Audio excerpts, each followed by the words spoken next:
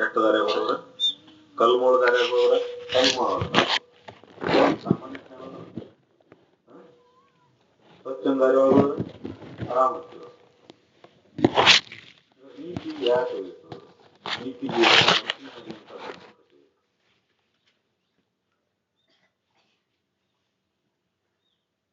ಯಾವ ಕರ್ಮಗಳನ್ನ ಮಾಡ್ತೀಯಲ್ಲ ಅದು ವಾಸನೆ ತುಂಬ್ಕೊಂತ, ಮನಸ್ಸಿನಲ್ಲಿ ವಾಸನೆ ಉಳ್ಕೊಂತ. ಯಾವುದೇ ಕರ್ಮ ಮಾಡಿ, ಕೆಟ್ಟ ಕರ್ಮಗಳನ್ನ ಮಾಡಿದ್ರೆ ಕೆಟ್ಟ ವಾಸನೆಗಳು ತುಂಬ್ಕೊಂತಾವ, ಒಳ್ಳೆ ಕರ್ಮಗಳನ್ನ ಮಾಡಿದ್ರೆ ಒಳ್ಳೆ ವಾಸನೆಗಳು ಮನಸ್ಸಿನಲ್ಲಿ. ನೀ ಯಾವ ಕರ್ಮ ಮಾಡ್ತಿ ಆ ಕರ್ಮನ ನಿನ್ನ ಮನಸ್ಸಿನಾಗ ಉಳ್ಕೊಳೋದು, ನಿನ್ನ ಮನಸ್ಸಿನಲ್ಲಿ ವಾಸನೆಯಾಗಿ ಉಳ್ಕೊಳೋದು, ಅಂತಃಕರಣದಲ್ಲಿ ವಾಸನೆ ಉಳ್ಕೊಳೋದು ಯಾವುದು? ನಿನ್ನ ಕರ್ಮದ ಫಲ.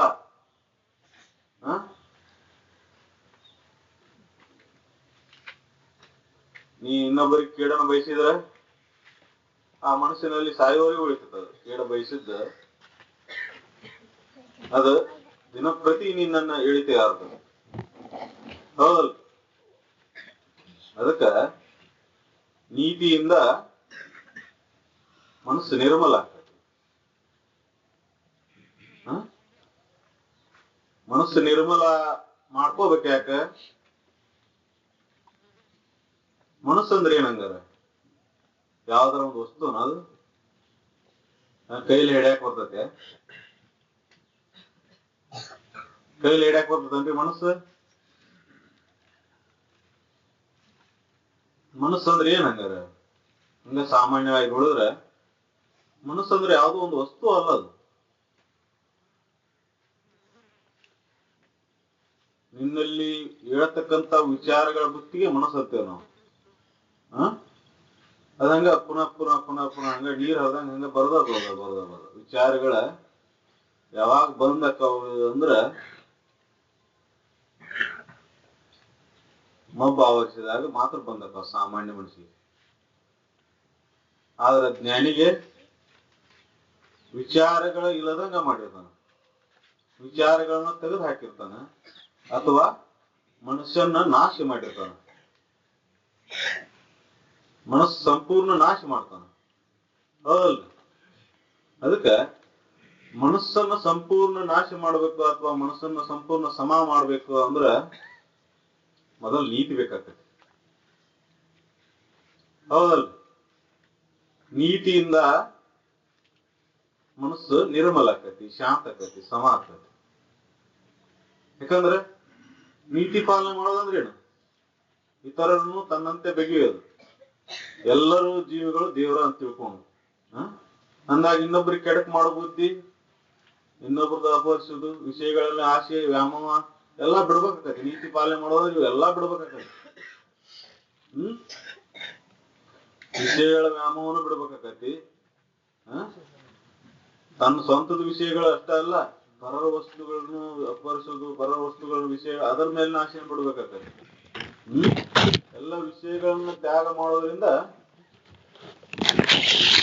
ಮನಸ್ಸು ನಿರ್ಮಲ ಆಗ್ತದೆ ಅಥವಾ ಮನಸ್ಸು ಸ್ತಬ್ಧ ಆಕತಿ. ಅದ ಮನಸ್ಸು ಸ್ತಬ್ಧ ಆದ್ರೆ ಸಂಪೂರ್ಣ ಆನಂದನ ಅನುಭವ ಪ್ರಾಪ್ತ ಆಗ್ತದೆ. ಅದಕ್ಕೆ ಮೊದಲ ನೀತಿಯಿಂದ ನಡೆಯೋಣ. ನೀತಿಯಿಂದ ನಡಿಬೇಕಾದ್ರೆ ಏನೇನ್ ಮಾಡ್ಬೇಕಂಗಾರ, ಏನೇನ್ ಮಾಡಬಾರ್ದು? ಹೌದು. ಅದಕ್ಕೆ ಒಂದ ಸಣ್ಣ ಸೂತ್ರ ಅಂದ್ರ ಇತರರನ್ನು ತನ್ನಂತೆ ಬೆಗೆಯೋದು. ನಾವು ಯಾವ ರೀತಿ ನಮ್ಮನ್ನ ನೋಡ್ಕೋತೇವಲ್ಲ ಅದೇ ರೀತಿ ಇನ್ನೊಬ್ರು ನೋಡ್ಕೋಬೇಕು.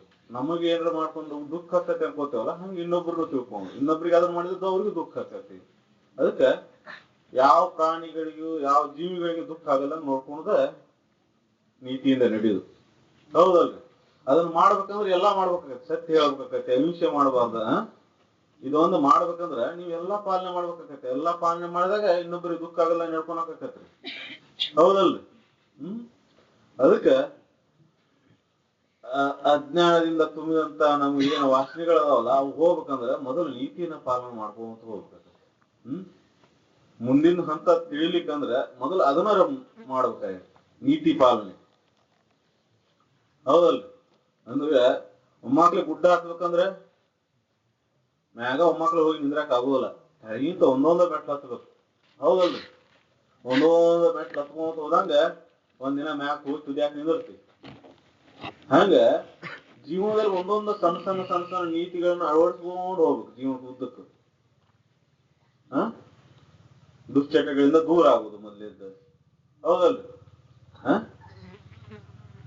ಸುತ್ತಮುತ್ತಲಿನ ಜೋಡಿ ಒಳ್ಳೆ ರೀತಿಯಿಂದ ಜೀವನ ಕ್ರಮ ಹಿಡ್ಕೊಂಡು ಹೋಗೋದು.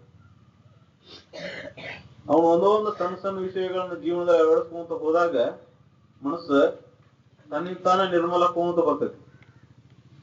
ದುಃಖ ಎದಕ್ ಆಕೈತಿ ಅಂದ್ರ ನಮ್ಮಲ್ಲಿ ನೀತಿ ಇಲ್ಲ, ದುರ್ನಡೀತದ. ಅತಿಯಾದ ಆಸೆ ತುಂಬೈತಿ. ಅದಕ್ಕೆ ಆ ಆಸೆಗಳು ಅಥವಾ ದುರ್ನೀತಿಗಳಿಂದ ನಮ್ಮಲ್ಲಿ ನಾವು ಹಾಳು ಮಾಡ್ಕೊಂತೇವೆ. ನಮ್ಮ ಮನಸ್ಸಿನಲ್ಲಿ ಗೊಂದಲ ಹೋಗ್ತಾವ, ನಮ್ಮ ಮನಸ್ಸಿನಲ್ಲಿ ವಿಕಾರ ಆಕತಿ. ಆ ಮನಸ್ಸು ಯಾವಾಗ ವಿಕಾರ ಆಕತಿ ಅವಾಗ ದುಃಖ ಆಕತಿ. ಮನಸ್ಸು ಯಾವಾಗ ನಿರ್ಮಲ ಆಕತಿ ಅವಾಗ ಆನಂದ ಸಿಗ್ತತಿ. ಅದಕ್ಕೆ ಹೊರಗಿನ ವಸ್ತುಗಳು ವಿಷಯಗಳು ಯಾವ ಬೇಕಾಗಿಲ್ಲ, ಮನಸ್ಸು ನಿರ್ಮಲ ಆಗ್ಬೇಕಾಗಿದೆ. ಅಂತಃಕರಣ ಸ್ವಚ್ಛ ಆಗ್ಬೇಕಾಗಿದೆ. ಅಂತಃಕರಣ ಸ್ವಚ್ಛ ಮಾಡ್ಕೋಬೇಕಂದ್ರೆ ಸಣ್ಣ ಸಣ್ಣ ವಿಷಯಗಳು ನಾವು ನೀತಿ ಜೀವನದಲ್ಲಿ ಅಳವಡಿಸ್ಕೋಬೇಕಾಗಿದೆ. ಒಮ್ಮಕ್ಳೇ ನಿನ್ಗ ತೂರಾಸ್ತಿಕೆ ಒಮ್ಮಕ್ಳೇ ಬರುದಿಲ್ಲ. ಸಣ್ಣ ಸಣ್ಣ ವಿಷಯಗಳನ್ನ ಜೀವನದಲ್ಲಿ ಮೊದಲು ಒಂದೊಂದು ಅಳವಡಿಸ್ಕೊಂತ ಹೋದಾಗ ನಿನ್ಗೆ ಆನಂದ ಅನುಭವ ಬರಕ್ ಶುರು ಆಗ್ತದೆ. ಪರಪೀಡೆ ಪಾಪ, ಪರಪೀಡೆ ಮಾಡೋದು ಒಂದ ಬಿಟ್ಕೊಂತ ಹೋದೆ ಅಂದ್ರೆ ನೀನು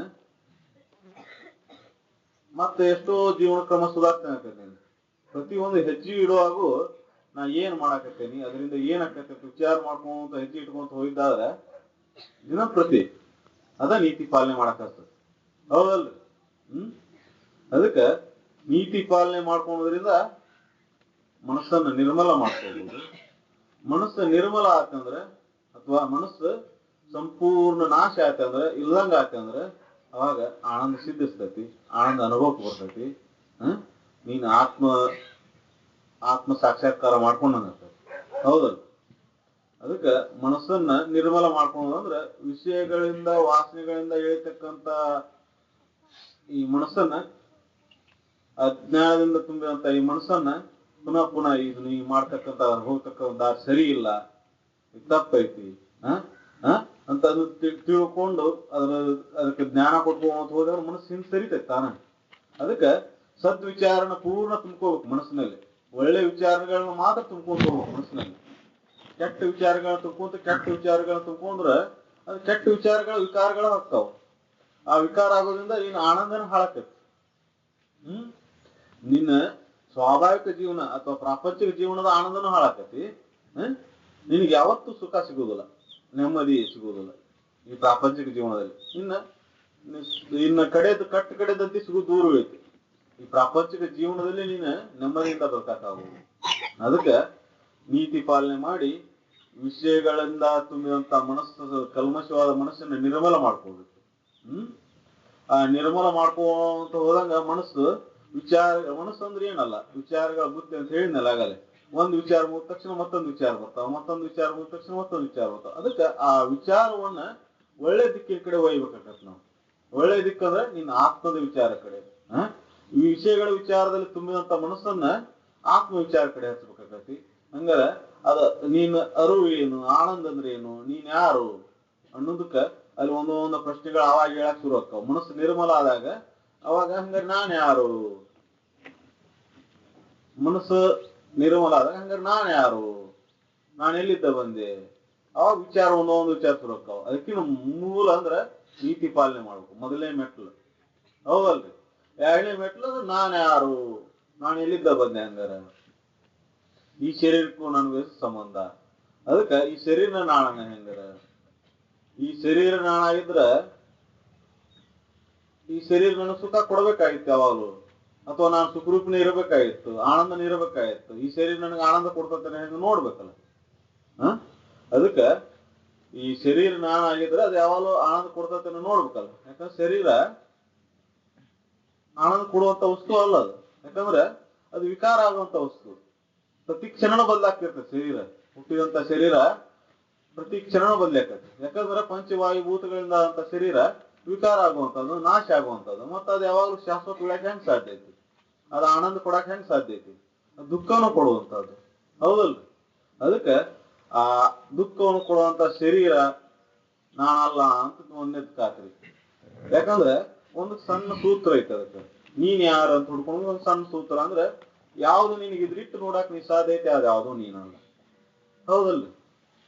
ಯಾವ್ದು ನೀನು ಇದ್ರಿಟ್ಟು ನೋಡ್ತೀಯಲ್ಲ ಅದ್ ಯಾವ್ದು ನೀನಲ್ಲ. ಈಗ ಕಟ್ಟಿಗೆ ನೋಡ್ತೇವೆ, ಕಂಬ ನೋಡ್ತೇವೆ, ಗಾಡಿ ನೋಡ್ತೇವೆ, ಅವೆಲ್ಲ ನಾವು ಹಂಗಾರೆ ಅಲ್ಲ. ಅವ್ ಯಾವ ನಾವಲ್ಲ ಅಂತ ಹೆಂಗ್ ಅಂತೇವಲ್ಲ ಹಂಗ ಈ ಶರೀರನೂ ನಾವು ನೋಡ್ತೇವೆ. ಅಂದ್ರೆ ಈ ಶರೀರ ನಾವ್ ಹೆಂಗ ಆಗ ಸಾಧ್ಯ ಐತಿ? ಶರೀರ ನಾವ್ ಆಗ ಸಾಧ್ಯ ಐತೇನ್ರಿ? ಇಲ್ಲ. ಯಾಕಂದ್ರೆ ಅದನ್ನ ಇದ್ರಿಟ್ಟು ನೋಡ್ತೇವೆ ನಾವು. ಅದಕ್ಕೆ ಆ ಸೂತ್ರ ಅಷ್ಟ ಐತಿ. ಯಾವ್ದನ್ನ ನಾವು ಇದ್ರಿಟ್ಟು ನೋಡ್ತೇವ ಅದ್ ಯಾವ್ದು ನಾವನಲ್ಲ. ಯಾವ್ದು ನೀನ್ ನೋಡಾಕ ಬರುದಿಲ್ಲ, ಯಾವ್ದು ನೀನ್ ನೋಡಾಕ ಬರುದಿಲ್ಲ, ಅದು ನೀನ್ ಒಂದ ಉಳಿತಿ, ಅದ ನೀನು. ಅದು ನೋಡಾಕ ಹೋಗ್ಬಾರ ನೀನು. ಇವನ್ನೆಲ್ಲ ನೀನ್ ಅಲ್ಲದವನ್ನೆಲ್ಲ ಬಿಟ್ಕೊಂತ ಹೋಗು, ಕಳೆದ್ ಉಳಿದ ನೀನು. ಅದಕ್ಕ ಮೊದಲ ನೀನ್ ಅಲ್ಲದನ್ನೆಲ್ಲ ಬಿಟ್ಕೊಂತ ಹೋಗ್ಬೇಕಾಯ್ತು. ನೀನ್ ಅನ್ನದ್ದನ್ನೆಲ್ಲ ಬಿಟ್ಕೊಂತ ಹೋಗಿ ಹೋಗಿ ಕಡಿಕೆ ಏನ್ ಉಳಿತೈತಲ್ಲ ಅದ ನೀನು.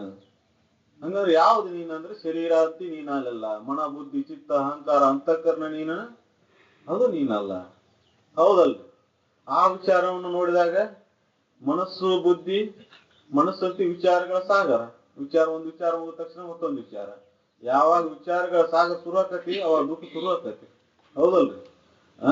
ಯಾವ ವಿಚಾರ? ಅನ್ಯಥಾ ವಿಚಾರ. ನಿನ್ನ ಬಿಟ್ಟು ಬೇರೆ ಯಾವ್ದಾದ್ರು ವಿಚಾರ ಮಾಡಾಕತ್ತ ದುಃಖನ. ವಿಷಯಗಳ ಬಗ್ಗೆ ವಿಚಾರ, ವಸ್ತುಗಳ ಬಗ್ಗೆ ವಿಚಾರ, ಈ ಜಗತ್ತಿನ ಬಗ್ಗೆ ವಿಚಾರದಲ್ಲಿ ಮುಳುಗಿದಾಗ ದುಃಖನ ಆಕತಿ. ಅದಕ್ಕೆ ಆ ದುಃಖ ಬರ್ತಕ್ಕಂತ ವಿಚಾರಗಳನ್ನು ತೆಗೆದು ಹಾಕ್ಬೇಕಾಗತಿ. ಸತ್ವಿಚಾರ, ಸತ್ಯವಾಗಿರ್ತಕ್ಕಂಥ ಅರಿವು, ಆನಂದದ ವಿಚಾರ ನಡೀಬೇಕಾಗತಿ ಮನಸ್ಸಿನಲ್ಲಿ ಸದಾ. ಅಥವಾ ಮನಸ್ಸಿನಲ್ಲಿ ಪೂರ್ಣ ನಿನ್ನನ್ನು ಪ್ರತಿಷ್ಠಾನ ಮಾಡ್ಬೇಕಾಗತಿ, ನಿನ್ನ ಅರಿವನ್ನು ಪ್ರತಿಷ್ಠಾನ ಮಾಡ್ಬೇಕಾಗತಿ, ಆನಂದನ ಪ್ರತಿಷ್ಠಾನ ಮಾಡ್ಬೇಕಾಗತಿ. ಅಲ್ಲ, ಮನಸ್ಸನ್ನು ಪೂರ್ಣ ನಿನ್ನಲ್ಲಿ ಏಕ ಮಾಡ್ಬೇಕಾಗತಿ, ಒಂದು ಮಾಡ್ಬೇಕಾಗತಿ. ಅವಾಗ ಮನಸ್ಸು ಇಲ್ಲದಂಗ ಆಕತಿ. ಮನಸ್ಸು ನಿನ್ನ ಬಿಟ್ಟು ಅನ್ಯವಾಗಿ ಕಾಣುವುದಿಲ್ಲ. ಅವಾಗ ಆನಂದ ಅನುಭವಕ್ಕೆ ಬರ್ತೈತಿ. ಅಖಂಡವಾದ ಆನಂದ ಅನುಭವಕ್ಕೆ ಬರ್ಬೇಕಂದ್ರೆ ಮನಸ್ಸು ಸಂಪೂರ್ಣ ನಾಶ ಆಗಬೇಕು. ಹೌದಲ್ಲ? ಮನಸ್ಸು ಸಂಪೂರ್ಣ ನಾಶ ಆಗೋದು ಅಂದ್ರೆ ಏನು? ವಿಚಾರಗಳ ಬುದ್ಧಿ ಬಂದ್ ಆಗ್ಬೇಕು. ವಿಚಾರಗಳು ಏನು ಬರ್ತಾವಲ್ಲ ಒಂದದ ನಂತರ ಒಂದು ವಿಚಾರಗಳ ಅವು ಪೂರ್ಣ ಬಂದ್ ಆಗ್ಬೇಕು. ಆ ವಿಚಾರಗಳ ಬರತಕ್ಕಂತ ಒಂದು ವಿಚಾರ ಬರದಂತ ಶೂನ್ಯ ಸ್ಥಿತಿ ಏನೈತಲ್ಲ ಅದ ಆನಂದ ಸ್ಥಿತಿ. ಆ ಶೂನ್ಯ ಸ್ಥಿತಿ ಮುಟ್ಟಬೇಕಂದ್ರೆ ವಿಚಾರಗಳು ಬಂದಕ್ಕವನ್ನ ನೋಡ್ರಿ, ತಾನು ವಿಚಾರ ಮಾಡಿ ನೋಡ್ರಿ. ಒಂದು ನಿಮಿಷ ನಿಮ್ಮ ಮನಸ್ಸು ಏನ್ ಕ್ರಿಯೆ ನಡೀತೈತಿ ನೀವ ನೋಡ್ರಿ, ನಿಂತು ನೋಡ್ಕೋರಿ. ಯಾವಾಗಾರ ವಿಚಾರಗಳು ಬಂದಾಗಿದ್ದೈತೆ? ಎತ್ತರ ಇದ್ದಾಗ ಯಾವಾಗಾರ ವಿಚಾರಗಳು ಬಂದಾಗಿದ್ದೈತೇನೆ? ಒಂದು ಕ್ಷಣನಾರು ಬಂದಾಗಿದ್ದೈತೇನೆ ವಿಚಾರ ನಿಮ್ ಮನಸ್ಸಿಂದ? ಯಾವಾಗ ವಿಚಾರ ಬಂದಾಕೈತೆ ಅವಾಗ ಆನಂದನ ಐತಿ. ಯಾವಾಗ ವಿಚಾರ ನಿಮ್ದು ಬಂದಾಕೈತಿ, ಆಲೋಚನೆಗಳು ಬಂದಾಕ ಅವಾಗ ಆನಂದನ ಐತಿ. ಆ ಕ್ಷಣ ಪ್ರತಿಯೊಬ್ಬ ಮನುಷ್ಯನ ಜೀವನದಲ್ಲಿ ಬಂದು ಹೋಗ್ತದೆ. ಆದ್ರೆ ನಾವು ಅದನ್ನ ಲಕ್ಷ್ಯ ಕೊಟ್ಟಿಲ್ಲ. ಅದಕ್ಕ ಸಂಧ್ಯಾ ಸ್ಥಿತಿ ಅಂತ. ಅಂದ್ರ ಎರಡು ವಿಚಾರಗಳ ಮಧ್ಯೆ ಏನು ಉಳಿತೈತಲ್ಲ, ಎರಡು ವಿಚಾರಗಳ ಮಧ್ಯೆ ಒಂದು ಕ್ಷಣನೋ ಎರಡು ಕ್ಷಣನೋ ಮನಸ್ಸು ಸ್ತಬ್ಧ ಆಗಿರ್ತತಿ. ಒಂದು ವಿಚಾರ ಬಂದು ಹೋಗಿರ್ತತಿ, ಇನ್ನೊಂದು ವಿಚಾರ ಶುರು ಆಗಿರೋದಿಲ್ಲ. ಮನಸ್ಸು ಆ ಕ್ಷಣ ಸ್ತಬ್ಧ ಆಗಿರ್ತತಿ.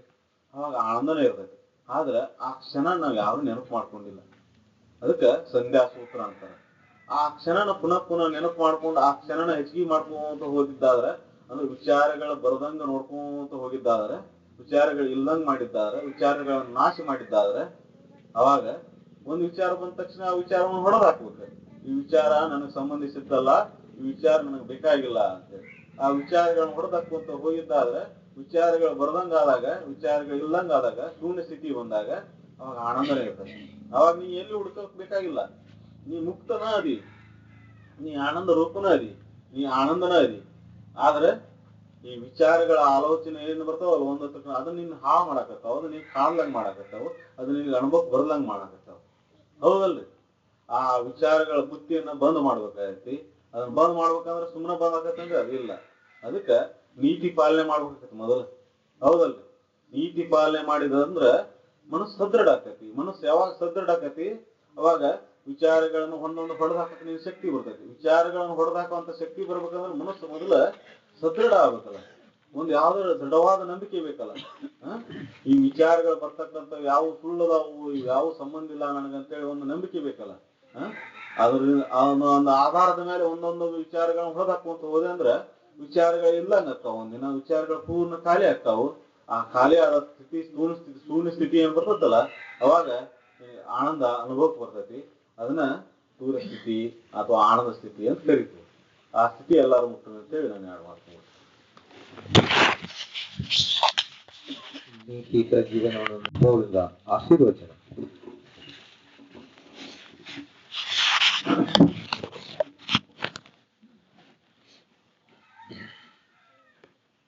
ಇಲ್ಲಿವರೆಗೂ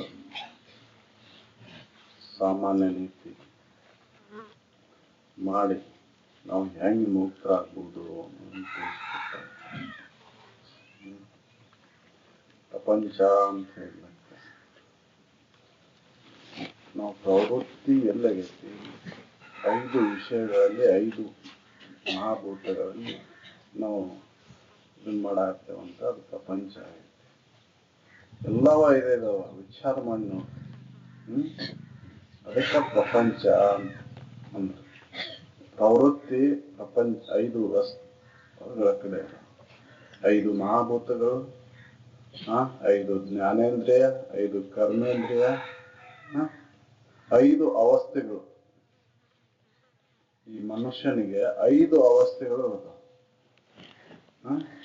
3 ಅವಸ್ಥೆಗಳು ಸಾಮಾನ್ಯವಾಗಿ ಬರ್ತವೆ, ಇನ್ನು2 ಅವಸ್ಥೆ ಪ್ರಯತ್ನವಾಗಿ ಅವಲಂಬಿಸ್ಕೊಂಡು. ಅವು 2 ಅವಸ್ಥೆಗಳು ಬರ್ಬೇಕಂದ್ರ ಈ 3 ಅವಸ್ಥೆದಲ್ಲಿ ನೀತಿಯಿಂದ ನಡೆದಾಗ ಇನ್ನು 2 ಅವಸ್ಥೆ ಬರ್ತವೆ. ಆ 2 ಅವಸ್ಥೆಯನ್ನು ಪಡಿ ಸಲುವಾಗಿ ನಮ್ಮ ನೀತಿ ಬೇಕಾಗಿತ್ತು. ಸಾಮಾನ್ಯ ನೀತಿ, ಸಹಜ. ಇತರ ಜೀವಿಗಳು ನೀತಿಯಿಂದ ಮಾದಾವು, ಅವಕ್ಕೆ ಅರಿವಿಲ್ಲ, ಅಲ್ಲಿ ತಿರುಗಿ ನೋಡುವಂತ ಒಂದು ಶಕ್ತಿ ಇಲ್ಲ. ಆದ್ರೆ ಮನುಷ್ಯನಿಗೆ ಆ 3 ಅವಸ್ಥೆಯನ್ನು ಪರಿಶೀಲನೆ ಮಾಡುವಂತ ಒಂದು ಶಕ್ತಿ, ಅರಿವೈತಿ. ಅದಕ್ಕೆ ಆ ಹಿಂತಿರುಗಿ ನೋಡಿದಾಗ ಇನ್ನು2 ಅವಸ್ಥೆಗಳ ಬಗ್ಗೆ ಕಲ್ಪನೆ ಬರ್ತದೆ. ಅವು ಸಾಮಾನ್ಯವಾಗಿ ಎಲ್ಲಾ ಜೀವಿಗಳು ನೀತಿಯುಕ್ತನಾಗಿ ಜೀವನ ನಡೆಸ್ತವೆ, ಮನುಷ್ಯ ಮಾತ್ರ ನೀತಿ. ಯಾವುದೇ ಒಂದು ಇದು ತೋರ್ ನೀವು ಊಟ ಮಾಡುವುದನ್ನು ತೋರ್ ನೀವು, ಆಹಾರ ಸೇವನೆ ಅದು ಮನುಷ್ಯನ್ ಹೆಂಗೈತೆ. ಅವು ಇತರ ಜೀವಿಗಳು ಸಹಜವಾಗಿ ಆಹಾರವನ್ನು ಸೇವನೆ ಮಾಡ್ತಾವ. ಅವು ಇದ್ದಲ್ಲೇ ಹೋಗಿ ಸೇವನೆ ಮಾಡ್ಬಿಡ್ತಾವ. ಆಹಾರ ತಮಗೆ ಎಲ್ಲಿ ಅನುಕೂಲ ಇರ್ತೈತಿ ಅಲ್ಲಿ ಹೋಗಿ ಸೇವನೆ ಮಾಡ್ತಾವ. ಆದ್ರೆ ಮನುಷ್ಯ ಅವನು ಸಂಗ್ರಹ ಮಾಡ್ಕೊಂಡು ಅದ್ರ ಕಲಬೆರಕೆ ಮಾಡ್ಕೊಂಡು ಅದ್ರ ಸುಖ ಬುದ್ಧಿ ಇಟ್ಕೊಂಡು ಸುಖ ಸಿಗ್ತೈತಿ ಅಂತ ತಿಳ್ಕೊಂಡು ನಾನಾ ತರದ ಕಲ್ಪನೆ ಮಾಡ್ಕೊಂಡು ನಾನಾ ಆಹಾರವನ್ನು ಸೇವನೆ ಮಾಡ್ತಾನೆ. ಒಂದರದೊಳಗೆ ಒಂದೊಂದು ಬೆರೆಸಿ. ಅದಕ್ಕೆ ನಮಗೆ ಸಹಜವಾಗಿ ಬರ್ತಕ್ಕಂತ ಈ 3 ಅವಸ್ಥೆ ಮೀರಿ ಇನ್ನು2 ಅವಸ್ಥೆ ಅದಾವು ಅನ್ನೋದನ್ನು ಕಲ್ಪನೆ ಮಾಡಕ್ ಆಗಲ್ಲ, ಅದನ್ನ ತಿಳ್ಕೊಳಕ್ ಆಗಲ್ಲ. ಯಾಕಂದ್ರೆ ಇವು 3 ಅವಸ್ಥೆ ಒಳಗೆ ನಾವು ಸಹಜವಾಗಿ ನಡೆದಿಲ್ಲ. ಸಹಜವಾಗಿ ಅಲ್ಲೇ ನೀತಿ ಇಲ್ಲ, ಸಹಜವಾದ ಪ್ರಕೃತಿ ನಿಯಮ ಇಲ್ಲ. ಆ ಉಲ್ಲಂಘನೆ ಮಾಡೋಣ. 5 ಪಂಚ ಮಹಾಭೂತಗಳಿಂದ ಈ ಶರೀರ ಈ ಪ್ರಕೃತಿ ಏನೈತಲ್ಲ ಅದನ್ನ ಉಲ್ಲಂಘನೆ ಮಾಡಿ ನಡೀತೇನಂತೆ ಮನುಷ್ಯನಿಗೆ ಇನ್ನು2 ಅವಸ್ಥೆಗಳ ಬಗ್ಗೆ ಕಲ್ಪನೆ ಮಾಡಕ್ಕಾಗಿಲ್ಲ. ಆದ್ರೆ ಉದ್ದೇಶ ಏನೈತಿ? ಸುಖ ಹೊಂದದೈತಿ, ಶಾಶ್ವತ ಸುಖನ ಹೊಂದಬೇಕಂತ ಬಯಸ್ತಾನ. ಆದ್ರೆ ಕಲಬೆರಕೆ ಮಾಡ್ಕೊಂಡ್ಬಿಡ್ತಾನ. ಕಲಬೆರಕೆ ಮಾಡ್ಕೊಂಡು ಕಿಚಡಿ ಕುಂಬಾರ ಹೋಗತ್ತೆ ಕೆಬರ್ಕೋ ಅಂತ ಹೊಂಟ್ಬಿಡ್ತಾನ. ಅಲ್ಲಿ ಕುಂಬಾರ ಮೈಗೆ ಅಂಟ್ಕೊಂಡಿಲ್ಲ ಅದು, ಆದ್ರೆ ಮನುಷ್ಯ ಮನೆಗೆ ಅಂಟಿಸ್ಕೊಂಡ್ಬಿಡ್ತಾನೆ. ಎಲ್ಲವನ್ನು ಮನುಷ್ಯನಾಗೆ ಅಂಟಿಸ್ಕೊಂಡ್ಬಿಡ್ತಾನೆ. ಅದು ಮನುಷ್ಯನ ದೋಷವನ್ನ ಪರಿಹಾರ ಮಾಡ್ಕೋಬೇಕಂದ್ರೆ ಜ್ಞಾನ ನಮಗೆ. ಜ್ಞಾನದಿಂದ ಮಾತ್ರ ಅದು ನಾಶಕ್ಕೆ. ಜ್ಞಾನ ಮಾಡ್ಕೋಬೇಕಂತ ಪ್ರಯತ್ನ ನಡೆಸ್ಯಾನ. ಆದ್ರೆ ಆ ಪ್ರಯತ್ನ ಯಾಕೆ ವಿಫಲ ಆಗ್ತದೆ ಅಂದ್ರೆ ಅಹಂಕಾರ. ನನಗ್ ತಿಳುವಳಿಕೆ ಅನ್ನೋ ಒಂದು ಅಹಂಕಾರದಿಂದ ಅದು ಮುಂದಿನ ಹಂತಕ್ಕೆ ಹೋಗಲ್ಲ. ಎಲ್ಲವನ್ನು ಮಾತಾಡ್ತಾನ, ಎಲ್ಲ ನಾ ಅವ್ರಿಗೆ ಕೊಡುವೇನೆ ಅಂತ ಹೇಳ್ತಾನ.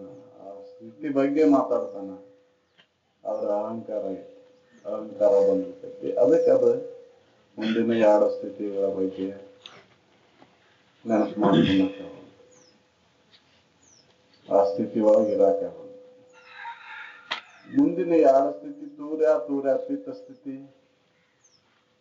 ಹೊಂದ್ಬೇಕಂದ್ರೆ ಪೂರ್ಣ ಅಹಂಕಾರ ನಾಶ ಆಗುತ್ತೆ, ಮನಸ್ಸುನು ನಾಶ ಆಗುತ್ತೆ. ಮನಸ್ಸಿನಲ್ಲಿ ಇರತಕ್ಕಂತ ಮನಸ್ಸು ನಾಶ ಮಾಡೋದಂದ್ರೆ ಹೇಳಿದಲ್ಲ ಈಗ ಹೆಂಗ ಎಲ್ಲ ಭಾವನೆಗಳನ್ನು ಅಳಿಬೇಕು, ಎಲ್ಲ ಕಲ್ಪನೆಗಳನ್ನು ಅಳಗಾಗಿ ಮನಸ್ಸು ನಾಶ ಆಗುದಿಲ್ಲ, ಇರ್ತೈತಿ. ಇದ್ದದ್ದು ಅದ್ ನಾಶ ಆಗುವ ವಸ್ತುನು ಅಲ್ಲ.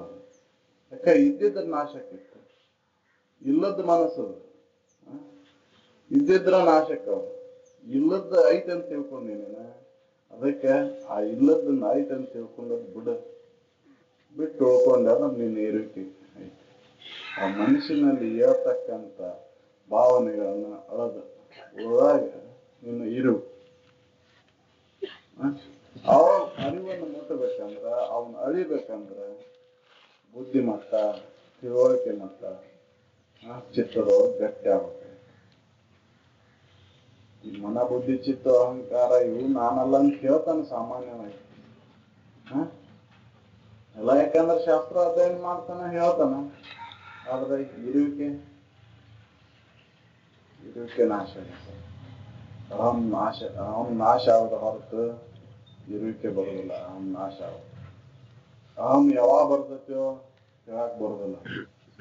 ಅದು ಬಂತಂದ್ರೆ ಲಗ ಹೋಗಿಸ್ತೈತಿ. ಅದಕ್ಕೆ ಅಹಂ ಬರ್ಲಾರ್ದಂಗೆ ನಡ್ಕೋ. ಅಹಂ ನೀತಿ ಒಳಗೆ ಐತಿ. ನೀತಿ ಪಾಲನೆಯಿಂದ ಮಾತ್ರ ಸಾಮಾಜಿಕ ಶಾಂತಿ ಅಂತ ಅಜ್ಜಾರ ಹಾಕಿದೆ.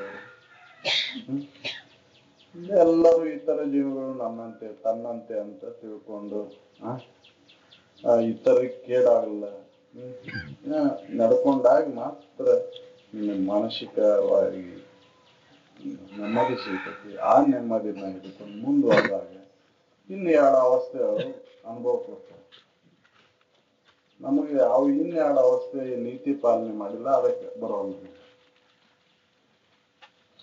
ಅದನ್ನ ಹೇಳಿರಲ್ಲ, 5 ತರದ ಜೀವಿಗಳು ಮನುಷ್ಯರು, 5 ತರದ ಮನುಷ್ಯರದ ಉತ್ತಮ, ಮಧ್ಯಮ, ಅಧಮ. ಆ ಉತ್ತಮರಾಗ್ಬೇಕಂದ್ರ ಅವು ಬಿಟ್ಟಾಗ ಹಾಕವ್ರ ಹೊರತಾಗಿ ಅವ್ನ ಹಿಡ್ಕೊಂಡು ಹೋಗೋದು ಆಗುದಿಲ್ಲ. ಅಧಮ ಮುಂದ ತನ್ನ ಏನ್ ಹೀನ ಕೃತಿಗಳದಾವು ಅಂತ ತಿಳ್ಕೊಂಡ್ ಬಿಟ್ಟಾಗ ಮುಂದೆ ಬರ್ತದೆ. ಅವ್ನ ಹಿಡ್ಕೊಂಡ ನಾವು ಉತ್ತಮ ಹಾಕಿನಂದ್ರ ಆಗುದಿಲ್ಲ. ಇಲ್ಲಿ ಕೇಳುದು ಮತ್ ಹೋಗಿ ಅಲ್ಲಿ ಮಾಡುದು ಅಂದ್ರೆ ಆಗುದಿಲ್ಲ. ಅವನು ಕಟ್ಕೊಂಡು ಮಾಡ್ಕೊಂತ ಬಂದಾಗ ಮುಂದೆ ಉತ್ತಮ. ಅದಕ್ಕೆ ಉತ್ತಮರಾಗ್ಬೇಕಂದ್ರೆ ಶ್ರವಣ ಬೇಕು. ಅದಕ್ಕೆ ಶ್ರವಣ ಮನನ ನಿಧಿಧ್ಯಾಸನದ ಅವನಿಗೆ ಅಸ್ತನದ ಮುಕ್ತಿ ಇಲ್ಲ. ಶ್ರವಣ ಬೇಕು. ಒಳ್ಳೆ ವಿಚಾರಗಳ, ಒಳ್ಳೆ ಚಿಂತನೆ ಮನುಷ್ಯನಿಗೆ ಯಾಕೆ ಬೇಕಾಗ್ಯಾವ? ಶ್ರವಣ ಮಾಡೋದ್ರಿಂದ ಏನು ನನ್ನಲ್ಲಿ ಇರ್ತಕ್ಕಂಥ ದೋಷಗಳನ್ನ, ಮನುಷ್ಯನಲ್ಲಿ ಇರ್ತಕ್ಕಂಥ ದೋಷಗಳನ್ನ ನಾಶ ಮಾಡ್ಕೊಳಕ್ ಬರ್ತೈತಿ. ಯಾಕಂದ್ರೆ ಮನಸ್ಸಿನಾಗ ಹಿಡ್ದಾನಂತ ಕೃತಿ ಒಳಗೆ ಬರ್ತೈತ್ರಿ. ಮನಸ್ಸಿನಾಗ ಹಿಡಿಲಿಲ್ಲ ಅಂದ್ರೆ ಕೃತಿ ಒಳಗೆ ಬರುದಿಲ್ಲ. ಮನಯೇವ ಮನುಷ್ಯನ ಬಂಧ ಮೋಕ್ಷ ಕಾರಣ. ಮನಸ್ಸ ಬಂಧನ ಮೋಕ್ಷಕ್ಕೆ ಕಾರಣ ಆಗೈತೆ. ಅದಕ್ಕೆ ಮನಸ್ಸಿನಲ್ಲಿ ಏನೇನ್ ಹಿಡಿದೆವು ಅವನ್ನೆಲ್ಲವನ್ನ ಒಂದೊಂದು ಉಳ್ಳಾಡಿ ಪರಿಬಿಚ್ಚದಂಗ್ ಬಿಚ್ಚೋಂತ ಬಂದೇವ ಅಂದ್ರೆ ಲಾಸ್ಟಿಗೆ ಏನು ಉಳಿಲಾರ್ದಂತ ಏನು ಒಂದ್ ಡೇಟ್ ಐತಿ, ಬಿಚ್ಚಲಾರ್ದಂತ ಒಂದು ಡೇಟ್ ಏನು ಉಳಿತೈತಿ, ಅದ ನೀನದಿ ಅನ್ನೋದು ಖಾತ್ರಿ ಐತಿ. ಆ ರೀತಿಯಾಗಿ ತಪಸ್ಸು ಮಾಡ್ಬೇಕಂದ್ರೆ ಸತ್ಯದಿಂದ, ಅಹಿಂಸೆಯಿಂದ ನಡಿಬೇಕಾಕೈತಿ ಲೌಕಿಕ. ಯಮ ನಿಯಮಗಳನ್ನ ಪರಿಪಾಲನೆ ಮಾಡಬೇಕು. ಯಮ ನಿಯಮಗಳನ್ನ ಪರಿಪಾಲನೆ ಮಾಡ್ಲಿಲ್ಲ ಅಂದ್ರೆ ಎಂತಲೂನೋ ಗುರು, ಎಂತಲೂನೋ ಕರ್ಣತ್ರಯ ದೋಷವಿದೆ. ಒಲಿಯೋದಿಲ್ಲ ಅಂದ್ರೆ ನಿಜ ಸ್ಥಿತಿನ ತಿಳಿದಿಲ್ಲ. ಗುರು ಒಲಿದಂದ್ರೆ ಮತ್ತೊಬ್ಬ ಇನ್ನೊಂದು ಇದು ಒಲಿದು ಅಲ್ಲ, ನಿನ್ನನ್ನು ನೀ ತಿಳ್ಕೊಳಕ್ ಆಗುದಿಲ್ಲ ಅಂತ ಹೇಳಿದ್ರು. ಅವು ದೋಷಗಳಿದ್ದು ಅಂದ್ರೆ ನಿನ್ನನ್ನು ನೀನ್ ತಿಳ್ಕೊಳಕ್ ಆಗುದಿಲ್ಲ.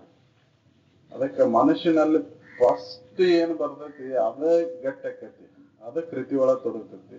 ಆ ಮನಸ್ಸನ್ನೆಲ್ಲ ಬರುವಂತ ಕ್ರಿಯೆಗಳು ಬಂದಾದಾಗ ಆನಂದ, ಸುಖ, ನೆಮ್ಮದಿ ಅದ ನೀನು. ಅದ್ರ ಹೊತ್ತು ಇನ್ನೊಂದಿಲ್ಲ. ಆ ನೆಮ್ಮದಿ ಆನಂದ ಏನೈತಲ್ಲ ಸುಖ, ಅದು ಪಡಿಬೇಕಂದ್ರೆ ಸಾಮಾನ್ಯ ನಿಯಮಗಳನ್ನು ಪರಿಪಾಲನೆ ಮಾಡೋದು. ನಾವು ಪರಿಪಾಲನೆ ಮಾಡೋದು ಎಲ್ಲಿವರೆಗೂ ನಾವು ಮಾಡೋದಿಲ್ಲ, ಮನುಷ್ಯರಾಗಿಯೂ ನಾವು ಬಂದದ್ದು ವ್ಯರ್ಥ. ಅದಕ್ಕೆ ನಿಜವಾಗಿ ನಮಗ್ ಬೇಕಾಗಿದ್ದು ಏನು, ನಾವು ಎದರಲ್ಲಿ ಸುಖ ಬುದ್ಧಿ ಇಟ್ಕೊಂಡೇವು ಅದನ್ನೆಲ್ಲವನ್ನು ಬಿಡಬೇಕು. ಸುಖ ಬುದ್ಧಿ ಬಾಹ್ಯ ವಸ್ತುವನ್ನೆಲ್ಲ ಇಟ್ಕೊಂಡೆವು, ಅವನ್ನೆಲ್ಲ ಬಿಟ್ಟಾಗ ನೀನು ಸುಖರೂಪೇರಿ, ನಿನ್ನಲ್ಲೇನ ಐತದು ಅನ್ನೋದನ್ನು ಖಾತ್ರಿ ಆಗ್ತದೆ.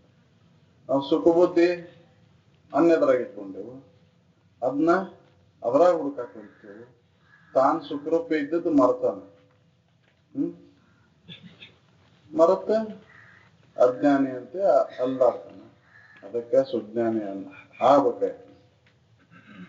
ಸುಜ್ಞಾನಿ ಆಗ್ಬೇಕಂದ್ರೆ ಈ ಕರ್ಮವನ್ನೆಲ್ಲ ಬಾಹ್ಯ ಕರ್ಮವನ್ನೆಲ್ಲ ಬಿಟ್ಟು ನಿನ್ನ ನಿತ್ಯ ಕರ್ಮ ಏನೈತಿ ಅದನ್ನು ಮಾಡ್ಕೊಳಕ್ ಪ್ರಯತ್ನ.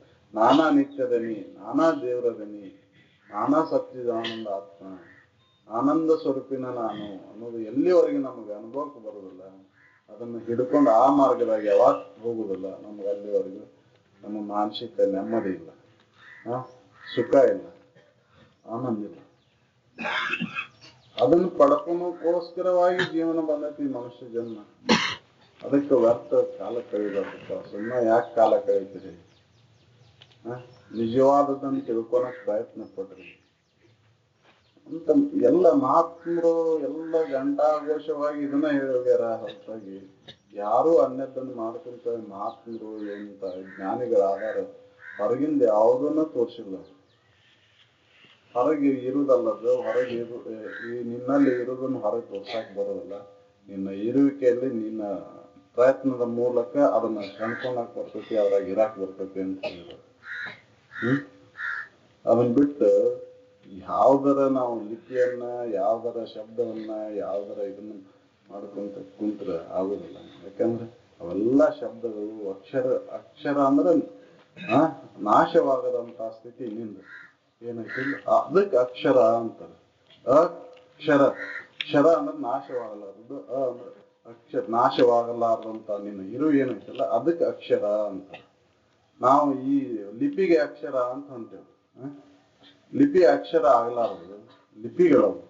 ಲಿಪಿಗಳ ಪೂರ್ವದಲ್ಲಿಯೂ ನೀನಿದ್ದಿ, ಲಿಪಿಗಳ ನಾಶ ಆದ್ರೂ ನೀನಿದ್ದಿ, ಮಧ್ಯದಲ್ಲಿಯೂ ನೀನಿದ್ದಿ. ಆ ಸ್ಥಿತಿಯನ್ನ ಪಡ್ಕೋಬೇಕಂದ್ರೆ ನಮ್ಗೆ ಸಾಮಾನ್ಯ ನೀತಿ ಬೇಕು.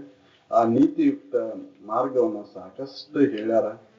ಆ ರೀತಿಯಾಗಿ ನಾವು ನಡೆದಾಗ ನಾವು ಅಕ್ಷರವಾದಂತ ಒಂದು ಸ್ಥಿತಿಯನ್ನ ಮುಟ್ತೀವಿ ಅಂತೇಳಿ ನನ್ನ